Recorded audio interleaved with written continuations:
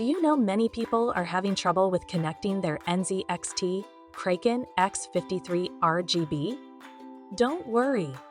In this video, we'll show you how you do this. Let's start. Step 1. Connect 3-pin connector. Connect the 3-pin connector from the breakout cable to the 4-pin CPU, FAN, or AIOP, UMP header on your motherboard. Step 2. Disable fan fail warning. Disable the fan fail warning in the BIOS if the CPU FAN header is left unused.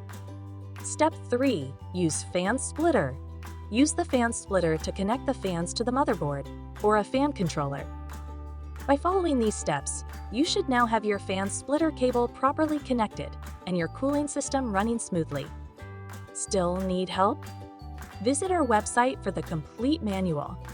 There you will also find questions and answers from other NZXT users. Did you find this video helpful? By subscribing, you help us continue to answer users' questions. So, subscribe to our channel. Thanks for watching, and see you in the next video.